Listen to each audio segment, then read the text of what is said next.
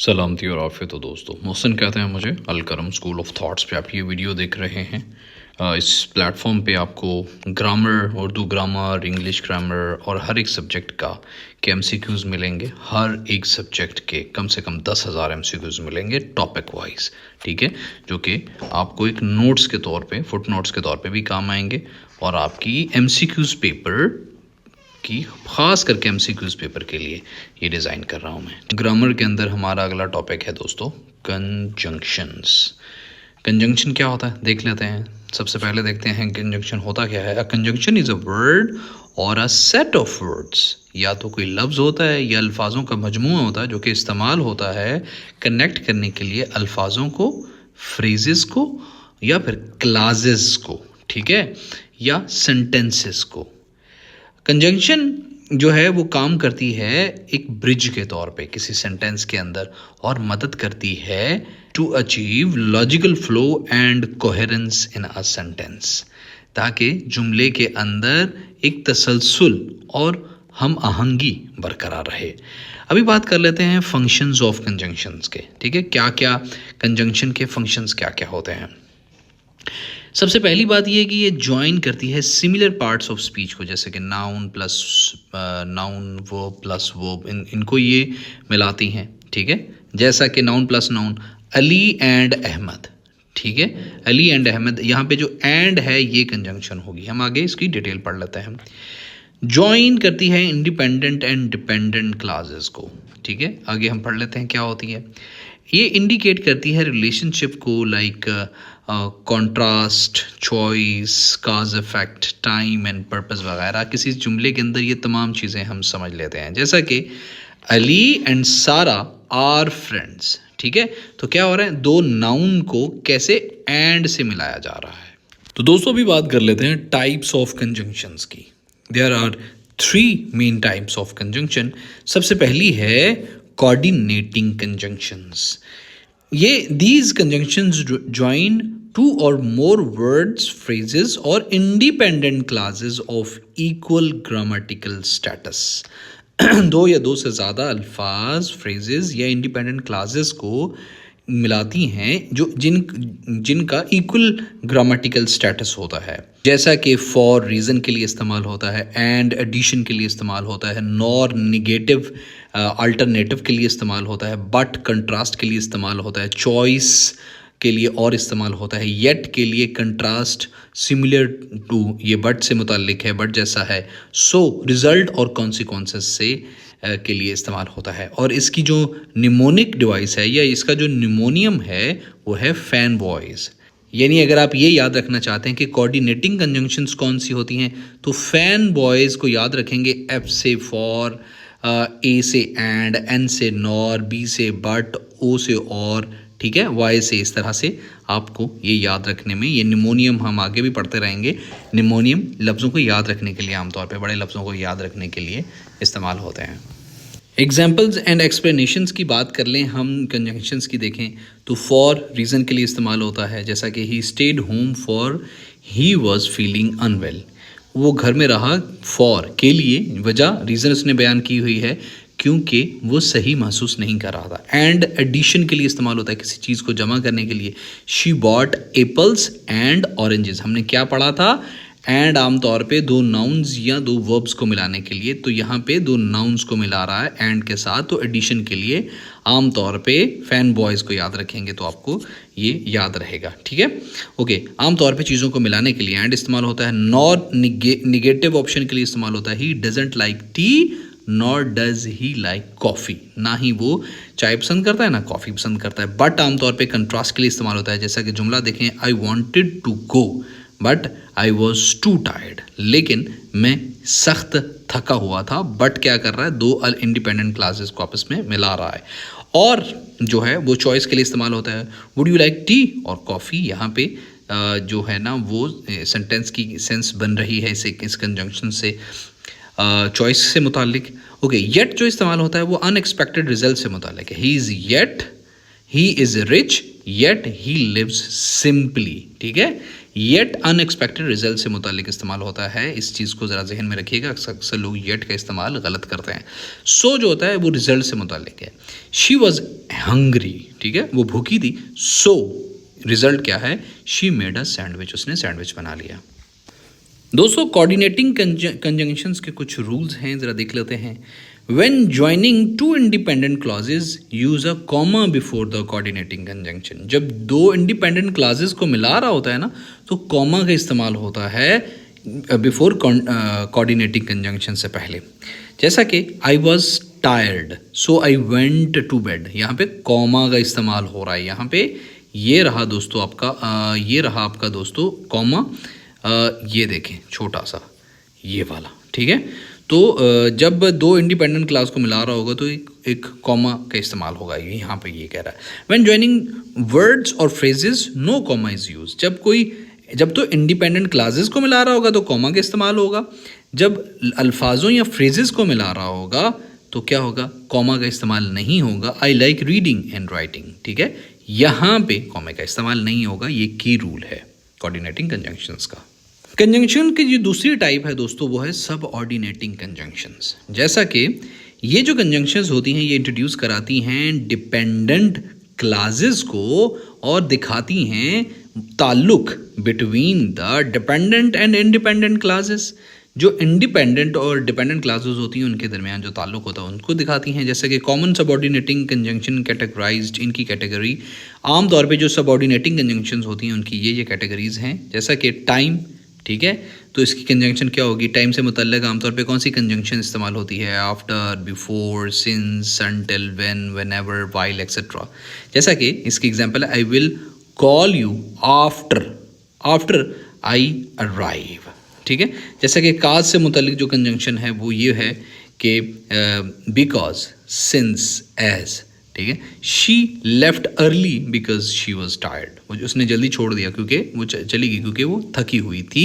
सो ये काज से मुतालिक है। काज से मुतालिक जो होगा वहाँ पे कंजंक्शन बिकॉज इस्तेमाल। पर्पस से मुतालिक जो कंजंक्शन है वो आमतौर पे इसलिए so that, in order that इस्तेमाल होती है। He practises daily so that he can improve, ताकि, ठीक है, पर्पस है ना, ताकि वो बेहतरी कर सके। कंडीशन से मुतालिक जो पर्पसेस जो होती हैं कंजंक्शंस, सबऑर्डिनेटिंग कंजंक्शंस, उनमें आमतौर पे if, unless, provided that, even if, all दो, इवन दो वगैरह इस्तेमाल होती हैं। जैसा कि इफ़ इट रेन्स, अगर बारिश हुई, we will cancel the trip, तो इफ़ वहाँ यहाँ पे कंडीशन को लागू कर रही है। ओके, कंडीशन से मुतालिक जो कंजंक्शन इस्तेमाल होती हैं सबऑर्डिनेटिंग कंजंक्शंस वो होती हैं if, unless, provided that, even if वगैरह। जैसा कि इफ़ इट रेन्स, अगर बारिश होती है, इफ़, ठीक है, कंडीशन को शो कर रहा है। We will cancel the trip, हम कैंसिल कर देंगे ट्रिप को। कंसेशन या कंट्रास्ट से मुतालिक जो सबऑर्डिनेटिंग कंजंक्शंस होते हैं उनको ज़रा देख लें। ये इसमें ऑल दो, even though, where as, while वगैरह, ये कंसेशन या कंट्रास्ट से मुतालिक होते हैं। जैसा कि ऑल्दो ही वॉज सिक, अगरचे वो बीमार था, he attended the meeting. Comparison से मुतालिक जो कंजंक्शन इस्तेमाल होती हैं वो हैं दन, एज, जस्ट एज वगैरह। जैसा he is taller than his brother. Subordinating conjunction से मुतालिक इम्पॉर्टेंट नोट ये है कि जब कोई डिपेंडेंट क्लास पहले आती है, डिपेंडेंट, ठीक है, तो कॉमा का इस्तेमाल होता है। जब इंडिपेंडेंट क्लास पहले आती है तो आमतौर पे कॉमा का इस्तेमाल नहीं होता। कंजंक्शन की जो तीसरी टाइप है वो है कोरिलेटिव कंजंक्शन दोस्तों। ये these are the paired conjunctions used to join balanced elements और पैरेलल स्ट्रक्चर वगैरह। जैसा कि जो कॉमन कोरिलेटिव कंजंक्शंस हैं वो ज़रा देखें। बोथ के साथ हमेशा एंड का इस्तेमाल होगा, ये भी एक रूल है। जैसे she is both intelligent and kind, ठीक है। आइदर के साथ हमेशा और का इस्तेमाल होगा। यू कैन आइदर वॉक और टेक द बस, ठीक है, आइदर के साथ और आएगा। नाइदर के साथ हमेशा नॉर आएगा। Neither the teacher nor the students were ready, neither के साथ हमेशा नॉर आएगा। नॉट ओनली के साथ हमेशा बट ऑल्सो आएगा। He is not only rich but also generous, वो रहमदिल है, ना सिर्फ वो अमीर है बल्कि रहमदिल भी है। वेदर के साथ हमेशा और आएगा। I don't know whether he will come और नॉट, मुझे नहीं पता कि वो आएगा या नहीं आएगा। इसके रूल्स देख लें। इंश्योर ग्रामेटिकल पैरेललिज्म, हमेशा इस चीज़ को मद्देनज़र रखें कि ग्रामेटिकल पैरेललिज्म साथ में चलता रहे, ग्रामेटिकल जो सूल हैं वो भी साथ में उनको लेके चलें। And the structure after the both parts must match, दोनों का स्ट्रक्चर हमेशा मिलता रहना चाहिए। जैसा कि उसने एक एग्जांपल दी हुई है, incorrect, he not only sings but also is a good dancer. तो जो एक्चुअल जो सही होगा वो होगा he not only sings but also dances. ठीक है, तो क्योंकि यहाँ पे एक चीज़ हो रही है, यहाँ पे दूसरी हो रही है, तो उनको पैरेललिज्म को आपने मेंटेन रखना है। This is very important thing to consider. एक स्पेशल नोट है जी कंजंक्शन यूजेज के बारे में कि conjunction versus preposition versus adverbs का टाइटल दिया हुआ है। मतलब some words may function as more than one part of speech depending on context. जैसा कि since as a conjunction, since के जो है वो इसको कंजंक्शन के तौर पे भी इस्तेमाल किया जा सकता है, प्रपोजिशन के तौर पे भी इस्तेमाल किया जा सकता है। तो यहाँ पे वो ये कह रहा है कि कुछ वर्ड्स एक ही वक्त में ज़्यादा फंक्शनैलिटी के तौर पे इस्तेमाल कर सकते हैं या एक ही वक्त में एक से ज़्यादा रोल्स अदा कर सकते हैं। जैसा कि यहाँ पे जो सिंस है वो एज अ कंजंक्शन इस्तेमाल हो रहा है कि I have known her since we were children. मैं उसे, आई हैव नोन हर, मैं उसे जानता हूँ, या वो मुझे जानती है, बल्कि वो मुझे जानती है जब से हम बच्चे हैं।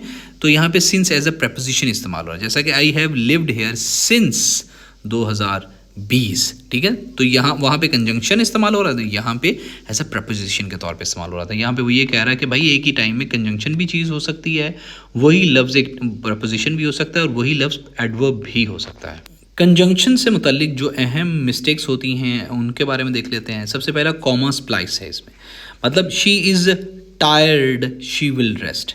ठीक है, तो हमने इंडिपेंडेंट और डिपेंडेंट क्लास की बात की, तो इसमें से इंडिपेंडेंट क्लास कौन सी है, इंडिपेंडेंट क्लास कौन सी है, शी इज़ टायर्ड और शी विल रेस्ट।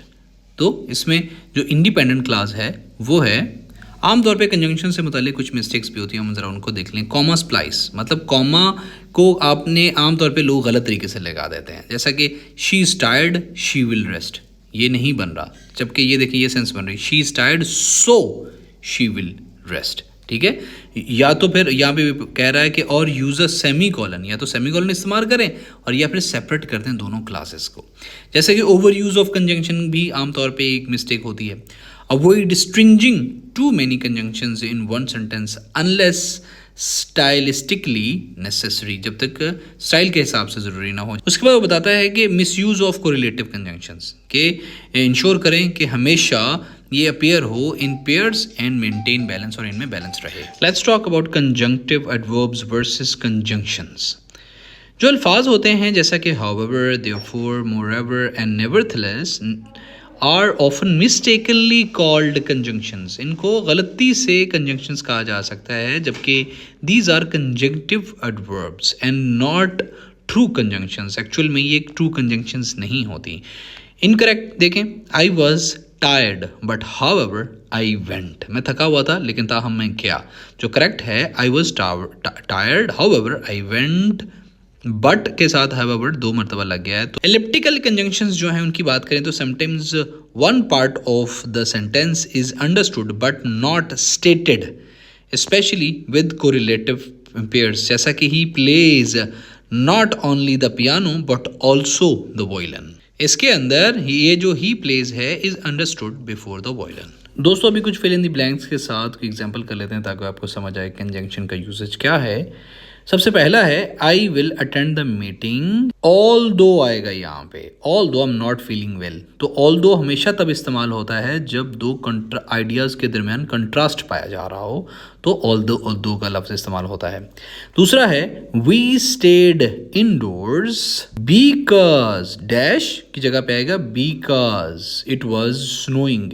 यहाँ पे काज एंड इफेक्ट वाला रिलेशन बन रहा है, ठीक है, सो यहाँ पे बिकॉज आएगा। उसके बाद जो तीसरा है दोस्तों वो है dash, dash he tried he could not lift the box, ठीक है, तो यहाँ पे इवन दो आएगा, even though he tried he could not lift the box, यहाँ पे बड़ा क्लियर कंट्रास्ट आ रहा है। चौथा है she is dash talented dash hard working, तो यहाँ पे आएगा she is both talented and hard working, पहले पे बोथ दूसरे पे एंड आएगा। And last but not least dash you work hard you will not succeed. तो यहाँ पे आएगा अनलेस। अनलेस, जब तक तुम काम मेहनत नहीं करोगे तुम कामयाब नहीं होगे।